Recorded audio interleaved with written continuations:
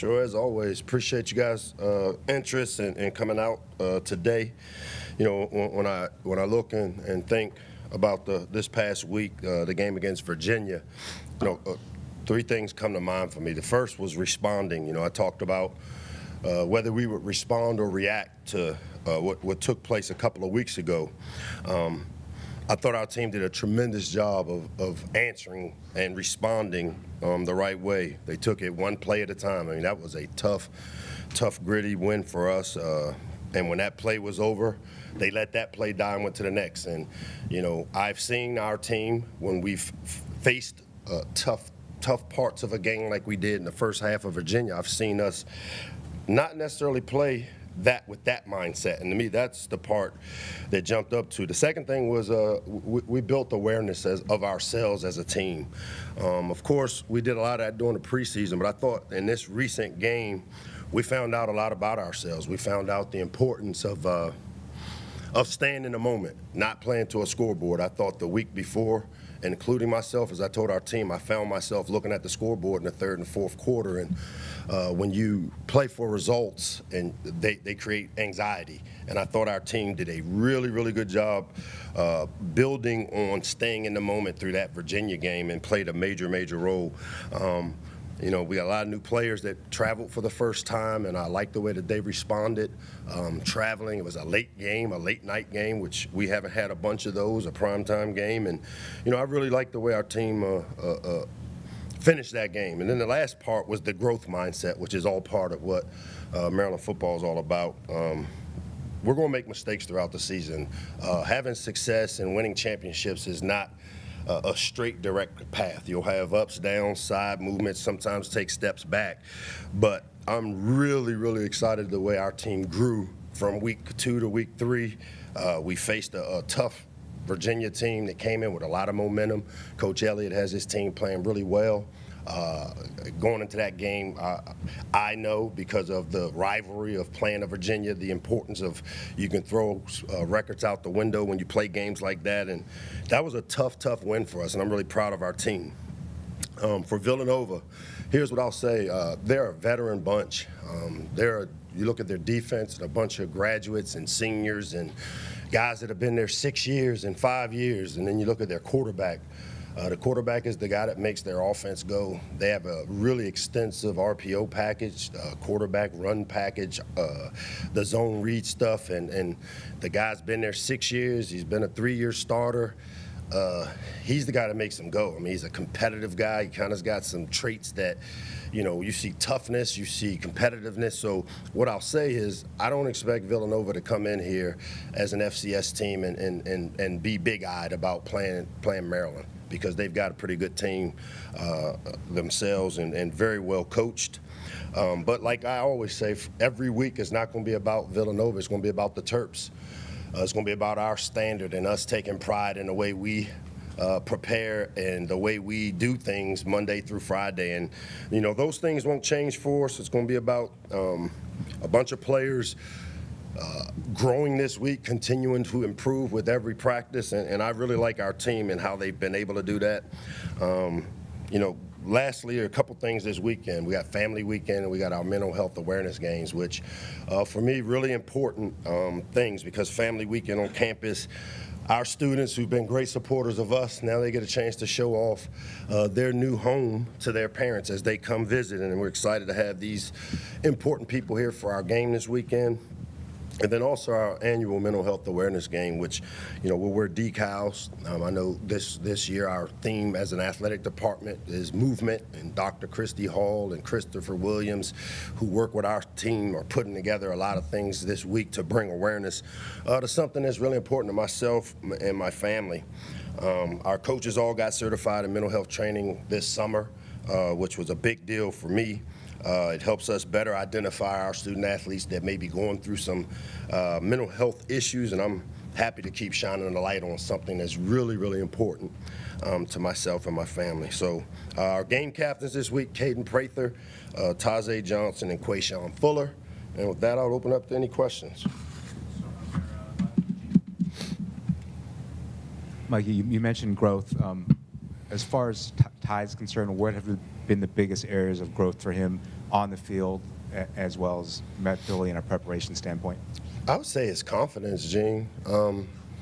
I've always said, Ty Felton was a talented player. He got overlooked recruiting-wise because of the injury his senior year. Prior to that, he was a guy that was a national recruit, and we got lucky to get him because of the injury and because of our loyalty to him. And as I've said, he had opportunities a year ago. Other people came knocking, and he decided to stay because he understands what our offensive system offers a guy like him. But the biggest area of his growth has been his confidence going into this season. I know he's worked with our sports performance people on just the mindset. We sent them away. Our strength coach, Ryan Davis, sent him and 3 of our guys away. They had a 4-day break in summer workouts where they went down to Pensacola to the Exos workout facility, training facility, and they got to see some pros. And I know he spent time with a veteran pro that he came back a different guy, taking care of his body. His confidence is through the roof. He's playing and practicing at a high level. Can't say enough good things about Ty, and the season he's having thus far is a byproduct of the work he put in. Hey, Coach. Used to get water up here, Dustin. I don't get water anymore. Alana, you grab me a water, please. Thanks. Hey, Coach. For Ty has been a part of it, but you guys have been one of the best offenses in the Big Ten, and your tenure at generating explosive plays. I wanted to ask, from a fan and from our perspective, You a I guess. fan? Come on, are you a fan? That it's easy to say, oh, you need big plays. Like, big plays have to happen on offense. But what is the recipes for big plays? Are there, run and pass game are different? Are you calling certain plays specifically designed to draw up big plays? What goes into generating those explosives? Big-time players. I mean, Ty caught a hitch for 5 yards a couple weeks ago and went 80. It's nothing exotic about diagramming a hitch.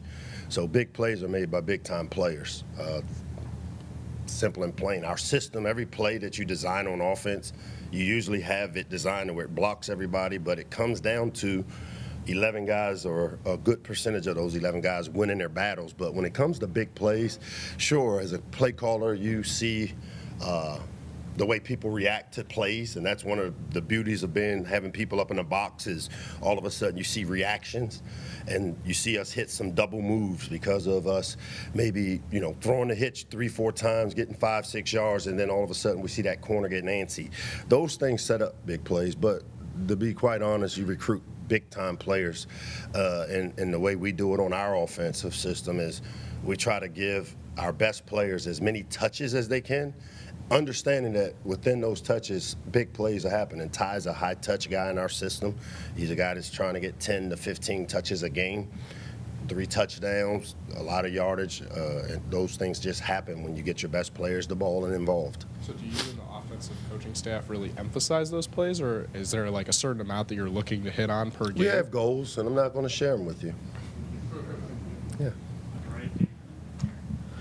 Afternoon, Mike. What's up? 4 takeaways last Saturday against Virginia, and this is the rule, not the exception, the last couple of years. What are some of the seeds to the success for your defense being able to get those takeaways?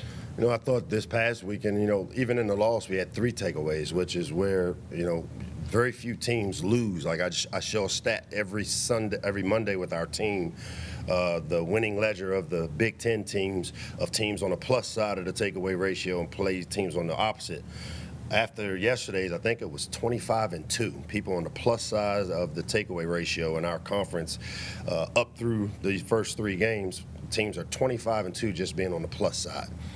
And so, to me, on the defensive side for us, we've made a big emphasis on the importance, just like we talked about big plays with Sam, the importance of takeaways on defense. And it starts with, if you come watch us today, you'll see every Tuesday, Wednesday, we do a turnover circuit where we invest the time with our starters. We're working on protecting the football. Our defensive guys are working at taking the ball off their bodies, and it's good on good work. And we rehearse trying to take the ball away. But I thought this past weekend, a couple of the times, we did a good job of showing one picture, disguising our coverage and then getting out of it. And a couple of times we got some pressure on the quarterback where he had to make some errant throws, and Dante, who's Big Ten Player of the Week on defense, was Johnny on the spot for us for one of them. And 3 games into the season, your thoughts on Billy's progress, his growth, back-to-back Billy starts the at kid is quarterback? playing really clean, good football, man. I mean, when I talk about the mind of a coach and the skill of a player, a play happened in a game that just kind of just stamped his passport that he's made that taking that next step. We had the last touchdown run he had, we were in a formation.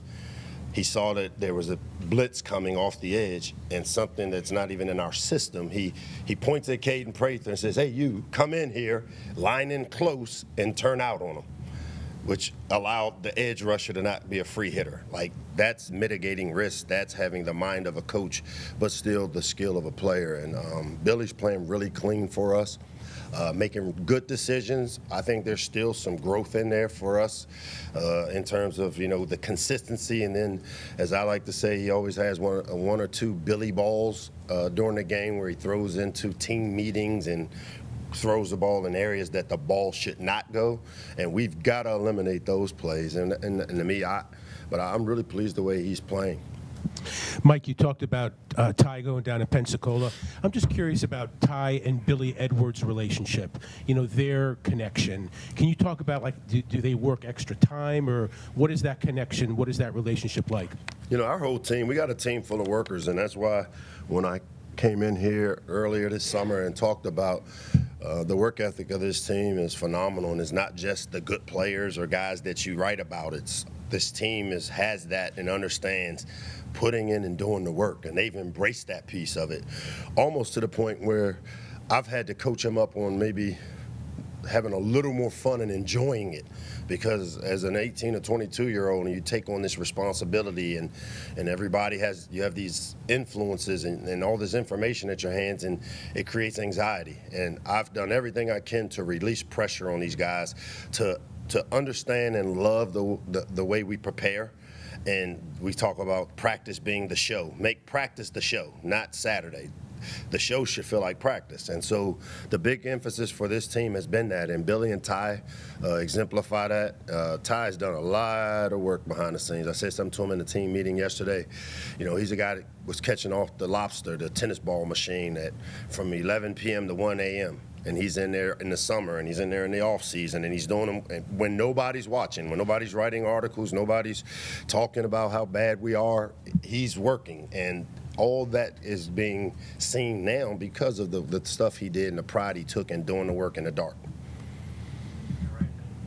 Mike, do you have an update on Andre Roy Jr.? I don't. If he's unavailable, how does that impact what you guys do on offensive line in terms of the next running guy game? has to come up. The next guy up mentality. Whenever we've had injuries, it's the next man up, and we'll turn to whoever our third tackle has been, rotate some guys through. I expect Dre to be available, but I have not had an update just yet. He was out there yesterday walking around, but it'll be next man up, as we've always done when we've dealt with injuries. Hey, Coach. Matt, what up? We've seen Nolan Ray. He's had an increase in carries in each of the last 3 games. What have you seen from him that's given you the confidence for him not just be a change of pace back, but a guy that's getting a decent amount of the volume? I mean, he's one of our top playmakers in our offensive system. If you were to, as I think of things, and I know as Josh puts together his thoughts in our game plan on offense, it's always geared toward getting our best players the ball. And Nolan is one of our best players on offense. We've got a really good running back room. Kobe McDonald made some big runs this past Saturday, and has continued to kind of find a role in a niche as well. But with Nolan, he's a high-touch guy that we know if you get him enough opportunities, he's going to make a play for you, explosive play, and he did it all summer in our practices. And he's one of those guys that we got to continue to find ways to keep him involved. Coach, for the defense, held Virginia to 128 yards rushing, Michigan State the week before to 130 yards. So what have you seen from your defensive line and Quayshawn to show that the success that they've been having so far? I mean, it starts with our front seven when it comes to the run game. That we have not made a It's not been a secret that the strength of our team is that front. When you think about the Tajay Johnsons, who's played a lot of football around here, Quayshawn Fuller transfer in from Florida State the last 3 years has been really productive and has grown in our program. Tommy King-Basote is having a big year for us. Jordan Phillips. We've recruited and created the depth and size on the interior, and I haven't even mentioned guys like Neo Avery, who's starting to come on here the last couple of weeks here. You see him coming on. So the front seven, the linebackers, Ruben, Caleb Wheatland, those guys are a veteran group. When you are able to stop the run the way we've been able to do it, makes people play one-dimensional, and that's where for us on the back end we've got to just continue to develop back there to where we can hold up. And once we kind of get that thing in sync, I think we'll have the makings of a really good defense that you'll see us continue to improve as the year goes on, as we always talk about that growth mindset.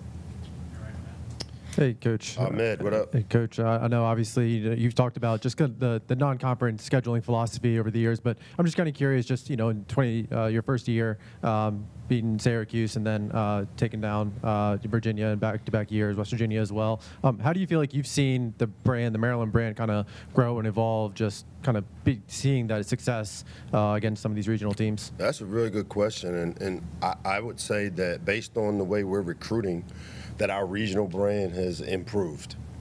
Contrary to what some may think, it's not linear. It's not going to go straight up. It's going to have peaks, valleys, steps back, setbacks, takeoffs. But if you study us, which I know you do, we've recruited well. And recruiting tends to get better as people tend to see you get better. And I think that's when you talk about growth mindset and the people that are inside Jones Hill House and the people that have intimate knowledge about our team, they understand the magnitude of what we're trying to get accomplished. Thanks very much. Thanks for the water, too. Thanks for walking over.